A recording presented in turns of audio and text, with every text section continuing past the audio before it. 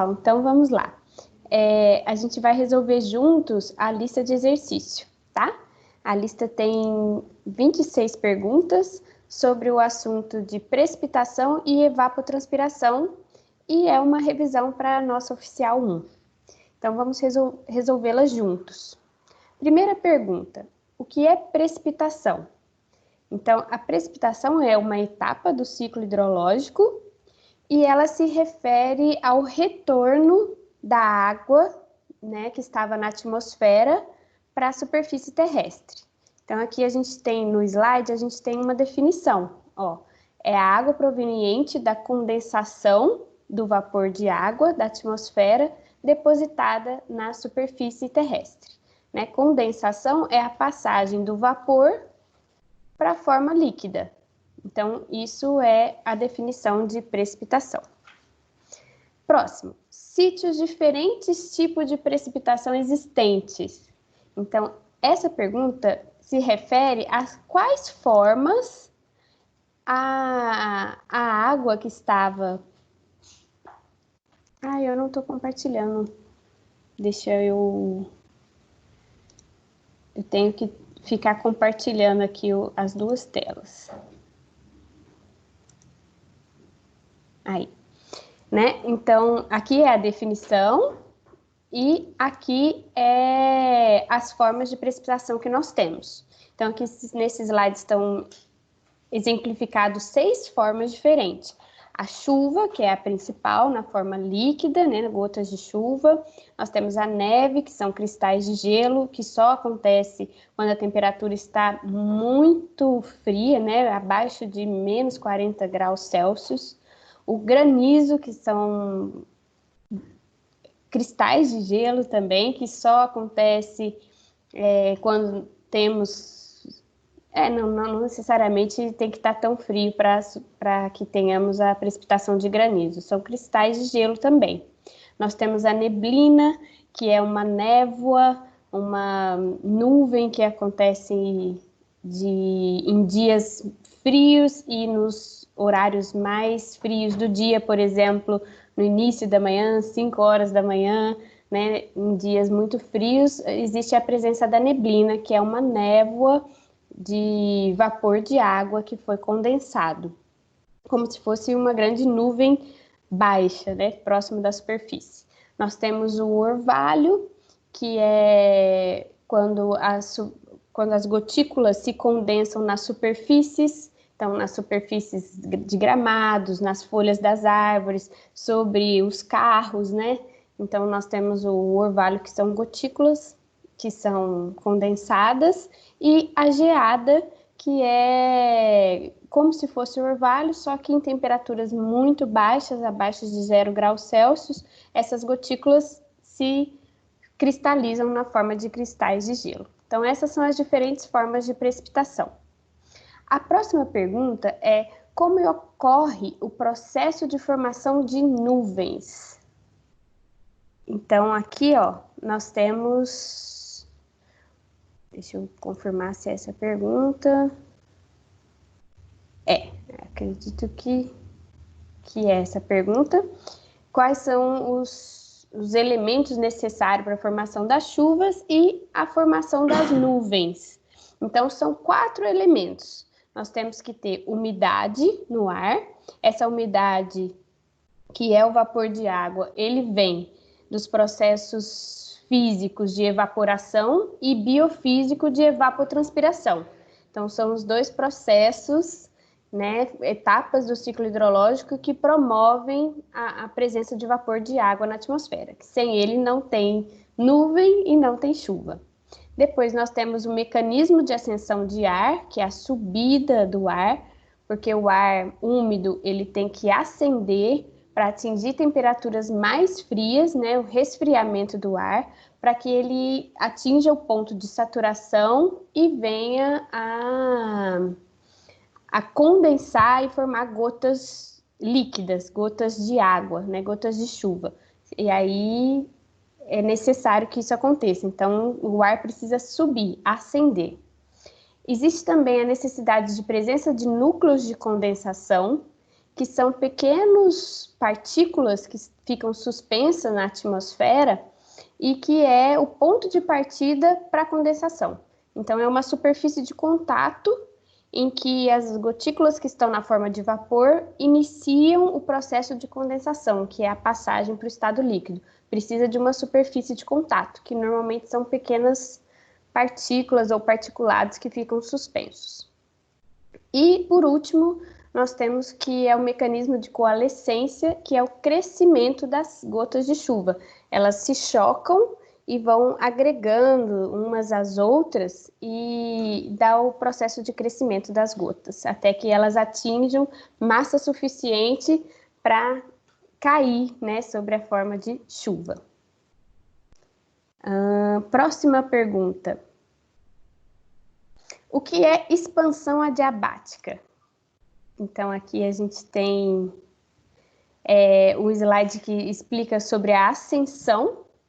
Então, o ar tem que subir e ele vai resfriar quando ele chegar nas camadas superiores. Mas essa ascensão, ela ocorre de maneira adiabática. O que isso significa? Que não há troca de calor com o ambiente. Então, ele vai resfriar quando chegar lá. Mas o processo de ascensão, ele é sem troca de calor com o ambiente. Existem 3 motivos para o ar subir, seja por um obstáculo físico, como uma montanha, né, influência do relevo, seja pelo aquecimento do ar, né, convecção, o ar mais quente é menos denso e por isso ele sobe, ele acende, ou por movimentação de frentes de ar, quando a gente tem choques de massas de ar fria com ar quente. Aí elas acendem também. Próximo, o que é condensação? Já comentamos, é um processo físico de mudança de estado físico que sai do vapor de água, da fase gasosa, para o estado líquido, né? Isso vai acontecer na formação das gotas de chuva. O que é núcleo de condensação? São os pequenos particulados. Exemplos de núcleo de condensação, deixa eu ver se eu tenho aqui.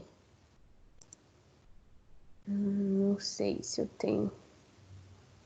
Enfim, exemplos de núcleo de condensação são pólen, particulado, poeira. Nós temos alguns que são higroscópicos. O que isso significa? Que tem grande afinidade com a água. Então, o maior exemplo desses núcleos higroscópicos que têm afinidade com a água é o NaCl, que é a partícula de sal. Então, por exemplo, isso é muito comum na evaporação dos oceanos, que são de água salgada. Então, quando o oceano evapora, ele carrega junto partículas de sal, que são importantes núcleos de condensação sobre o oceano. Depois, próxima pergunta. O que é coalescência? Coalescência, nós comentamos, é o processo de crescimento das gotas de chuva. Quais as principais características que definem as chuvas? São 3. Não, são 4. Deixa eu encontrar aqui o slide que fala sobre isso. Aqui. Principais características das chuvas ou precipitações. São 4. Total precipitado, que é a lâmina d'água medida em milímetro. A duração da chuva, medido em minutos ou horas. A intensidade, que é o total dividido pelo tempo, milímetros por hora, milímetros por minuto. E a distribuição espacial e temporal, que é a distribuição ao longo do espaço físico, né, geográfico, e temporal ao longo dos meses do ano, que definem as estações seca, chuvosa, né? Então, essas são as principais características. Próxima pergunta. Já estamos na 10. Quais são os 3 tipos de chuva existentes? E defina suas principais características. Então, os 3 tipos de chuva. Primeira, chuva orográfica, que tem influência do relevo, e as características, pequena intensidade e grande duração. Cobrem pequenas áreas. Então, ela vai ocorrer onde tem a influência do relevo, né? Aqui nós temos a ascensão do ar úmido, e essa é a encosta úmida, ela é chamada de encosta barlavento. No outro lado da encosta, o ar úmido não consegue ultrapassar, então nesse lado aqui não chove, nós temos uma encosta seca, que é chamada de sotavento. Isso é muito comum no litoral do Brasil, né? Nós temos que o Nordeste tem influência de montanhas e ele fica na encosta, na parte sotavento, né? Então chove bastante próximo ao litoral e do outro lado nós temos o sertão nordestino que sofre com escassez hídrica, porque o ar úmido não consegue ultrapassar essas barreiras montanhosas. A próxima chuva é a chuva convectiva, que é chamada de chuva de verão, né? Ela acontece quando nós temos dias muito quentes, um aquecimento desigual da superfície. Ela tem como característica a formação de nuvens bastante com desenvolvimento vertical acentuado, que é chamado de cúmulos nimbus. Chuvas de verão são fortes e rápidas, acontecem normalmente no final do dia, cobrem pequenas áreas e são típicas das regiões tropicais. E por último, a chuva frontal, que são as chuvas mais fáceis de serem previstas, né, detectadas por satélites, porque a gente vê o deslocamento das massas de ar, e ela é frontal porque ocorre um choque, um confronto, uma colisão entre massas de ar diferentes, ar quente com ar frio, e são bastante previsíveis, são de pouca intensidade, longa duração e cobrem grandes áreas. Essas são as características dessa chuva. Próxima pergunta. Quais são os instrumentos que medem a precipitação e como eles funcionam? Então, vou achar aqui. Os instrumentos podem ser medidos pontualmente, né, através das estações pluviométricas, que nós temos os pluviômetros e pluviógrafos. O que faz qual que é a diferença? Ambos medem chuva, só que o pluviômetro, ele é uma medição só de total. Ele é um coletor. Eu tenho algumas imagens aqui. Né? Ele é um coletor e ele armazena a quantidade de água que chove e é medido em milímetros. Então, nós só temos essa informação em um pluviômetro. Já o pluviógrafo, também nas estações convencionais e nas estações automáticas, ele já dá mais informações, porque é uma medição contínua. Né? Nós temos a chuva, né? A informação sobre a chuva durante as 24 horas do dia. Então, ele dá o total de chuva, a duração da chuva e a intensidade da chuva. Nas estações convencionais, os pluviógrafos, eles registram continuamente essa chuva através de um pluviógrafo, que é um papel, né? E ele, quando está nessa linha horizontal, não está chovendo, e quando ele marca essas linhas verticais, é porque iniciou a chuva. E essa frequência de linhas significa que a chuva está chovendo com maior intensidade. E o último aqui.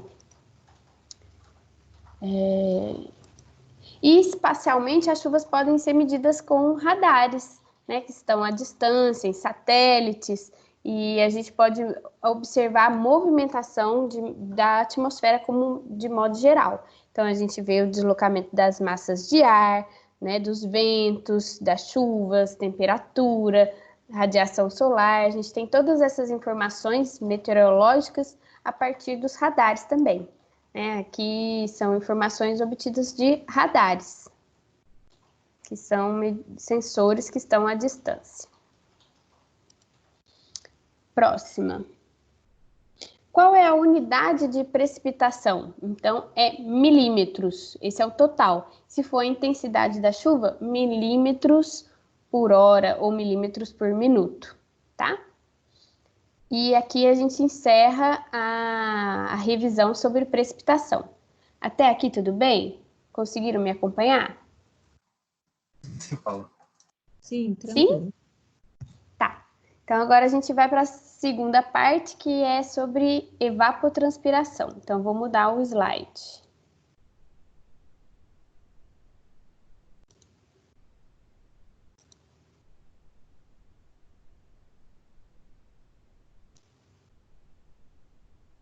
Isso. E aqui eu vou acompanhando as perguntas. A primeira pergunta é sobre o que é evaporação. Então, a evaporação é um processo físico de mudança de estado da água, que sai do estado líquido para o estado gasoso. Aqui nós temos uma definição. Vale dizer, né, um aspecto técnico aqui da evaporação, que é uma temperatura inferior ao ponto de ebulição, né? A gente sabe que a água, quando ela ferve, né, que ela entra em ebulição, isso acontece a 100 graus Celsius, né, que é quando a água está no estado líquido e passa para o estado de vapor, só que isso a 100 graus Celsius. Aí dá-se o nome de ebulição. A evaporação é na temperatura ambiente, é um processo de ebulição, só que a temperatura mais baixa, né? Aqui nós temos as mudanças de estados da água, o sólido, líquido, gasoso, né? O nome dessas mudanças. Então, é importante para nós que de líquido para as nuvens, isso é, né, vaporização, evaporação, e depois de nuvem para chuva, que é no estado líquido de novo, nós temos a liquefação ou condensação. E só que vale dizer também que a evaporação no estado líquido pode ser de superfícies como lagos, lagoas, mares, oceanos, rios, represas, e também pode ser das gotas de orvalho que ficam na superfície das folhas e principalmente da umidade que está no solo. Então, o solo úmido, ele também tem evaporação, né? Então, vale a pena destacar essa informação sobre outras superfícies que evaporam, que não só os lagos, rios e etc. Depois, qual a diferença entre evaporação e ebulição? A temperatura. Ebulição ocorre a 100 graus Celsius e evaporação acontece a temperatura ambiente, por exemplo, 20 graus Celsius. Quais são as características climáticas que favorecem a evaporação? Nós temos, deixa eu achar, aqui ó, que os fatores que favorecem a evaporação é radiação solar, ou seja, dias que tem bastante sol, o sol vai influenciar em duas características meteorológicas, que é radiação solar, que é a quantidade de energia disponível. Então, dias muito ensolarados, nós temos mais energia no ambiente. É isso que é radiação solar. Consequentemente, aumenta a temperatura, que é o grau de agitação das moléculas de ar. Então, a temperatura se eleva e as moléculas de ar e de água, elas se agitam mais, é mais fácil de acontecer essa mudança de estado físico, sair do líquido para o gasoso. O vento também, a presença de vento ajuda, porque o vento é o deslocamento da massa de ar. Então, o ar ele tem que circular para que ocorra evaporação. E a umidade relativa do ar tem que estar baixa. Então, dias que estão muito úmidos, a evaporação ela diminui. Um exemplo muito simples de a gente pensar isso aqui é a roupa secando no varal.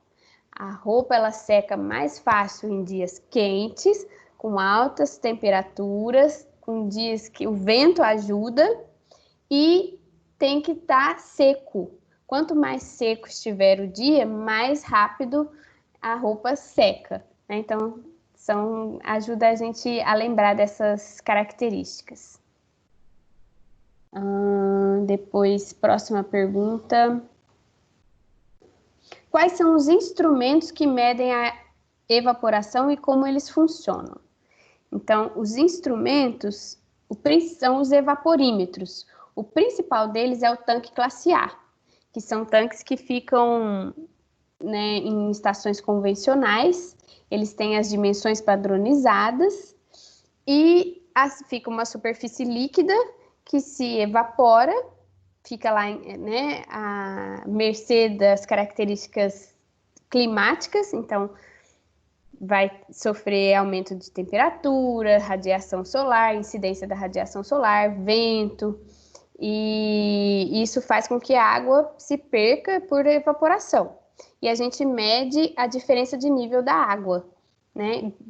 No intervalo de 24 horas, a gente mede qual é o nível da água, e se ele diminuiu, é porque a água foi perdida por evaporação. É lógico que a gente tem que tomar cuidado para evitar a presença de animais, né, de extravasamento, cuidado com a limpeza do ambiente, e não pode chover muito. Se chover e o tanque transbordar, aí a gente perde a medição de evaporação, né?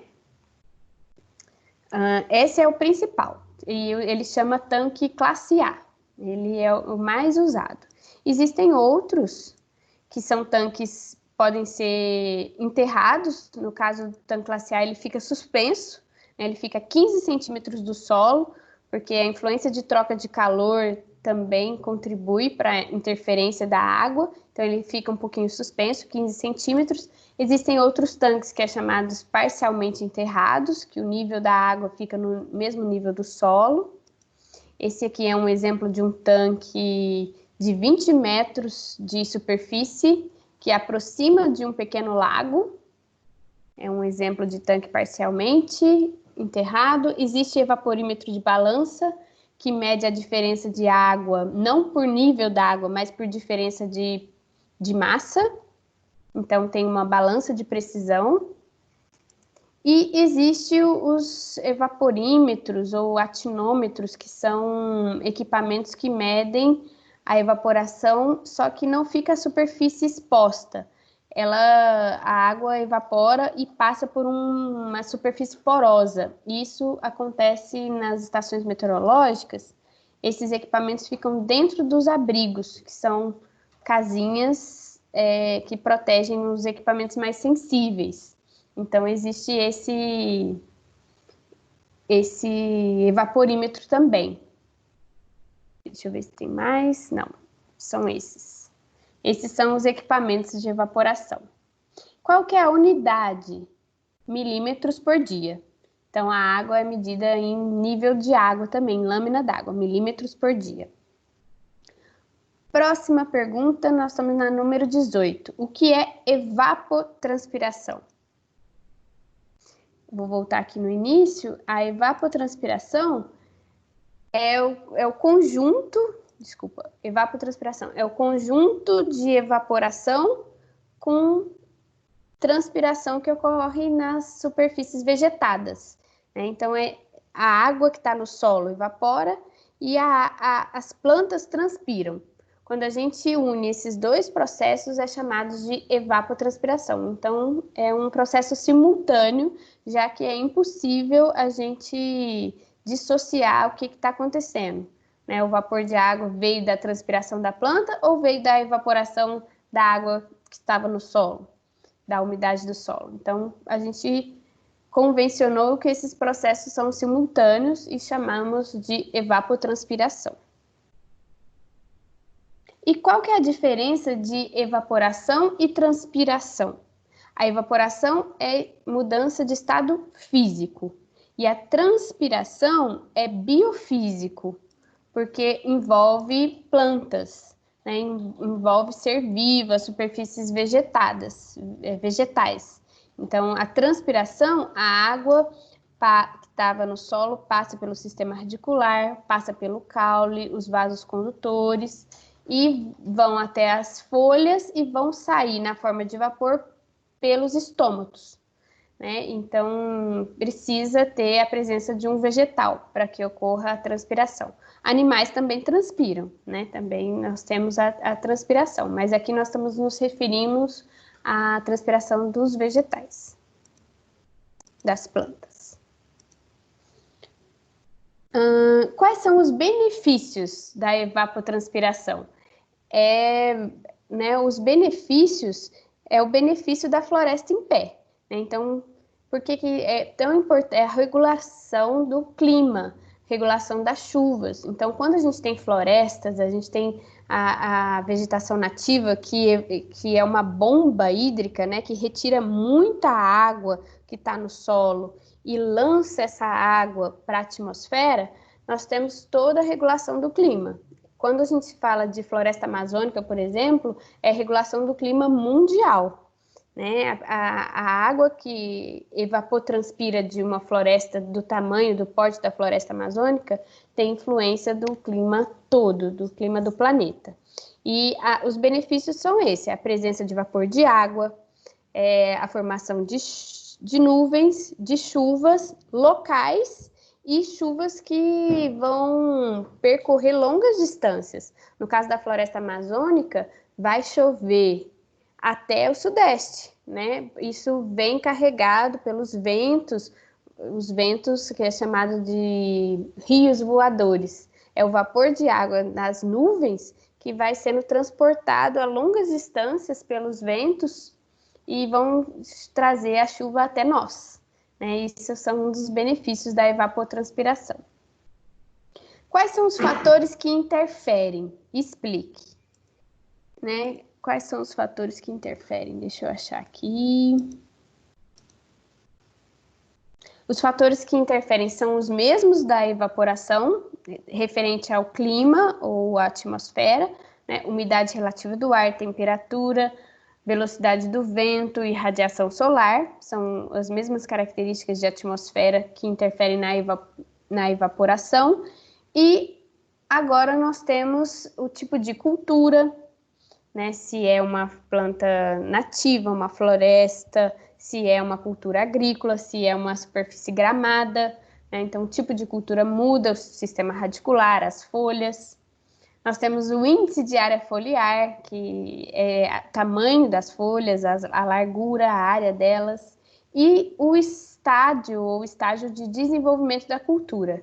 Então a gente sabe que cada fase da cultura ela vai ter uma evapotranspiração diferenciada, seja no estado inicial, no desenvolvimento vegetativo, na época de florescimento ou frutificação, e por último, na maturação, cada uma dessas fases vai ter uma evapotranspiração diferente.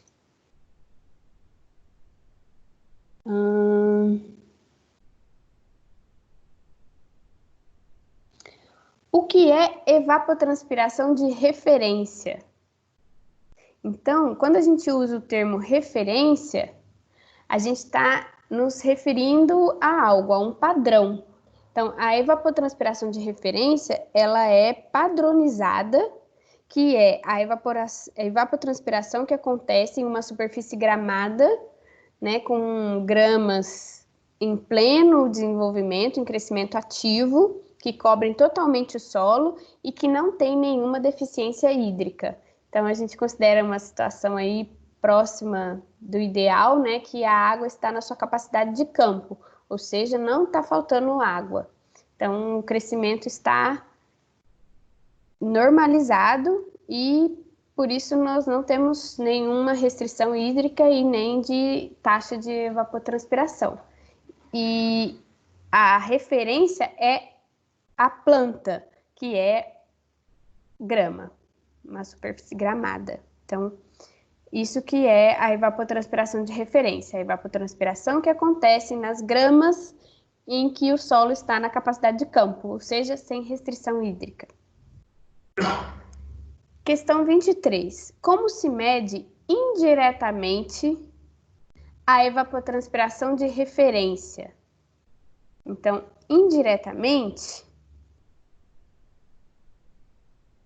deixa eu encontrar aqui. Deixa eu ver se é diretamente ou... É indiretamente. Então, indiretamente é através da evaporação dos tanques classe A. Então, se vocês estão lembrados, né, a gente comentou sobre os tanques classe A, que é um evaporímetro das estações convencionais, e ele mede evaporação. Porém, quando multiplicado por um coeficiente Kp, a gente vai ter uma medida indireta da evapotranspiração de superfícies gramadas. Por quê? Porque esse Kp é justamente a grama que está ao redor do tanque. Então, eu mostrei para vocês aqui, ó, que é comum, né, que exista superfície gramada nas estações convencionais. Então, ao redor aqui do tanque convencional, do tanque classe A, a gente tem a presença desse tipo de vegetação. Então, a gente pode medir a evapotranspiração delas. Como? A gente vai considerar as características da grama, o raio de bordadura, que pode ser 1 metro, 10 metros, 100 metros ou 1000 metros. A gente considera as características do vento, a velocidade do vento e a umidade relativa do ar. Então, com essas 3 informações, ou se o solo tem grama ou não, né? Ou se está com solo nu, então são 3.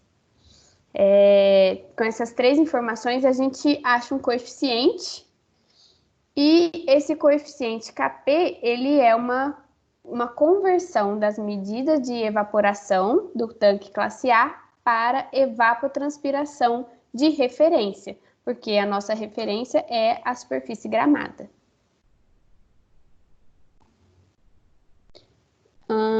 Já foi essa. Quais são os fatores que influenciam o Kp? Nós respondemos.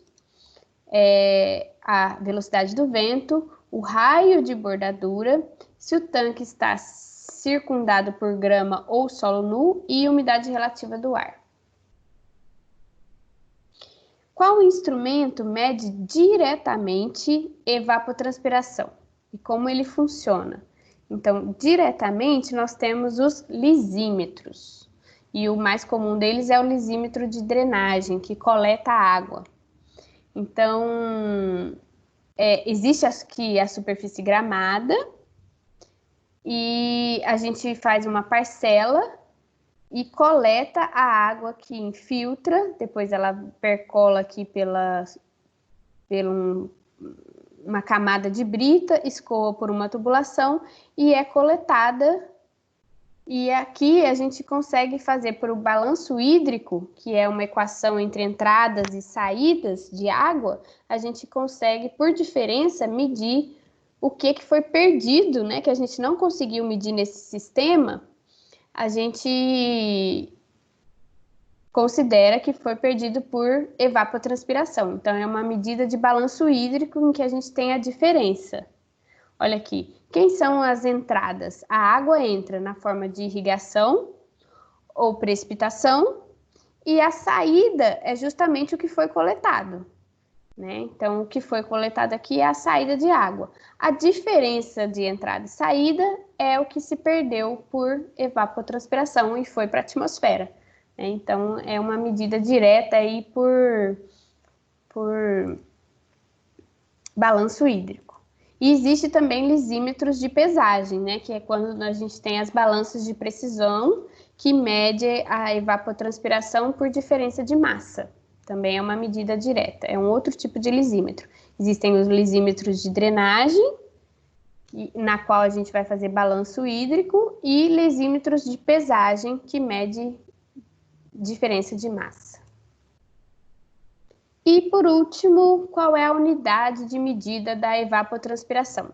Assim como as outras, é medido em lâmina, que é milímetro por dia, né? Essa é a unidade. E lá na aula, no slide, eu deixei 2 exercícios para a gente fazer. Acho que eu vou fazer eles com vocês também. São 2 exercícios bem rapidinhos, ó. Atividade 1. Você poderia só repetir a 24? Peraí, Gabriel, não te entendi. A questão 24, não entendi direito. Poderia.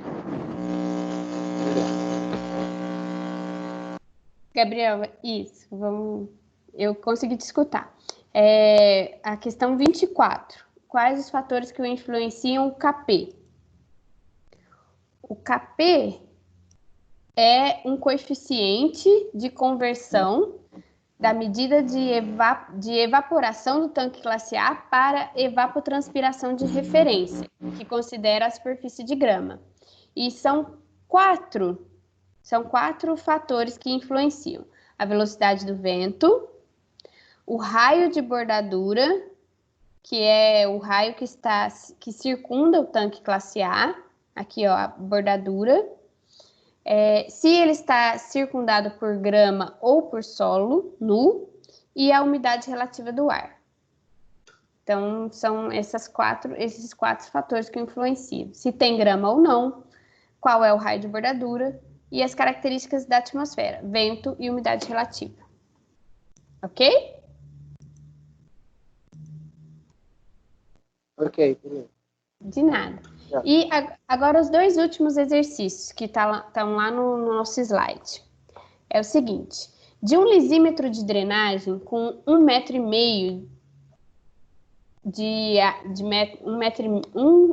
de metros quadrados de área, coletou os seguintes dados mensais, né, em 30 dias.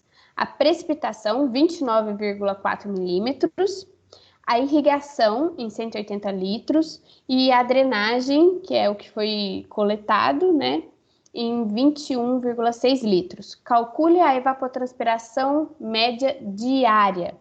Então, a primeira coisa que a gente tem que perceber é que esses dados foram para 30 dias, nós vamos ter que dividir, né, por 30 para que a gente tenha os valores diários. Outra coisa é que a gente vai fazer um balanço hídrico. Então, nós vamos fazer uma continha de mais e menos. Entradas, né? Diferença entre entradas e saídas. E a gente não pode nem somar nem subtrair nada que não esteja na mesma unidade. Então, a gente vai ter que passar todo mundo para a mesma unidade. Qual que é mais fácil, né? A gente quer a resposta em milímetros. Então, nós vamos passar os litros para milímetro. E como é que a gente faz isso? Né? O litro é volume. Se a gente dividir por área, a gente vai ter a unidade de lâmina, de altura, que vai ser, a gente pode, né, ter essa medida em milímetros.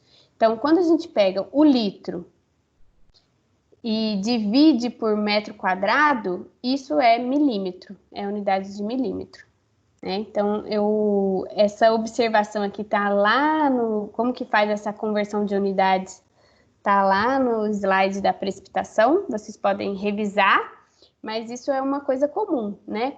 Quando a gente estuda o pluviômetro, a gente fala, né? Choveu 10 milímetros. O que isso significa? Significa que choveu 10 litros por metro quadrado, né?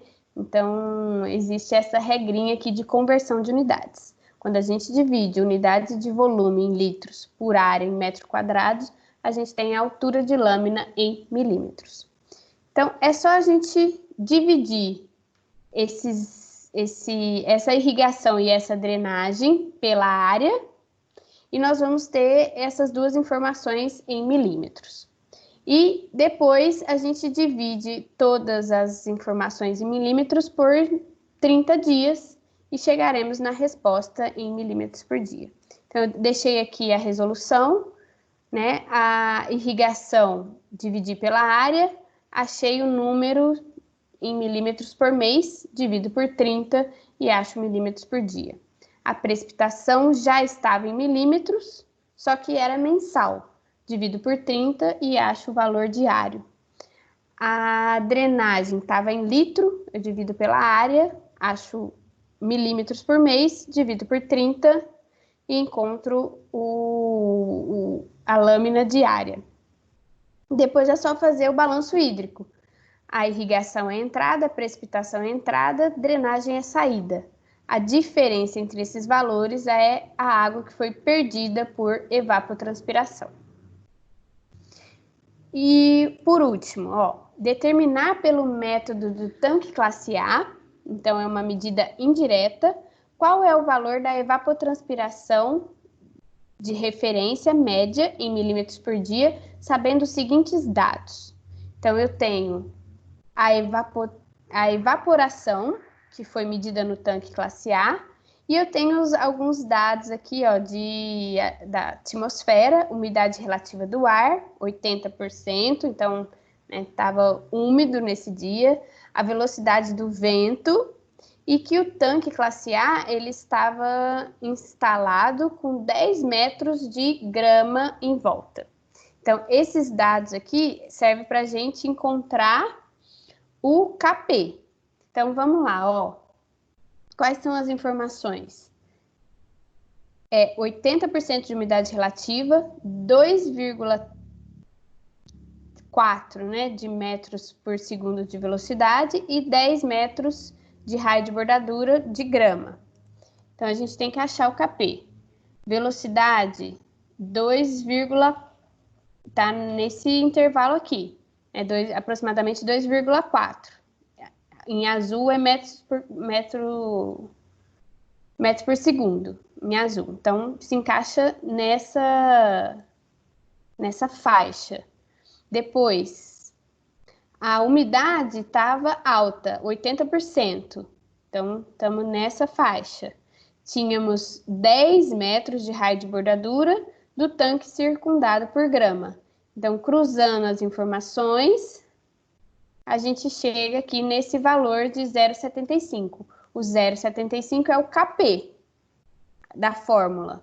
O KP multiplicado pelo valor do tanque classe A, que é 5,6, que foi dado no enunciado, a gente faz a multiplicação e acha o valor da evapotranspiração de referência em milímetros por dia.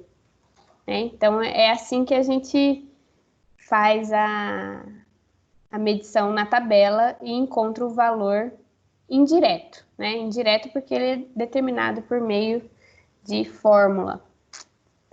Tudo bem, pessoal? Paula, você pode voltar no outro exercício um minutinho? Posso. Vamos lá. No enunciado ou na resolução? Não, na resolução. Sim. A precipitação é a mesma coisa. Vou fazer ela dividido pela área e dividido por 30? Não pela área. Por quê? Porque a precipitação não foi dada em litros.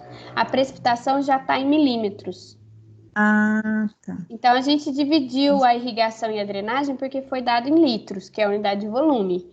E a precipitação já foi nos dado em lâmina d'água, que é o milímetro. Então, não precisa dividir pela área. Entendi. Não, então, beleza, tá certo? Obrigada. De nada. Vou encerrar o vídeo aqui, mas a gente continua.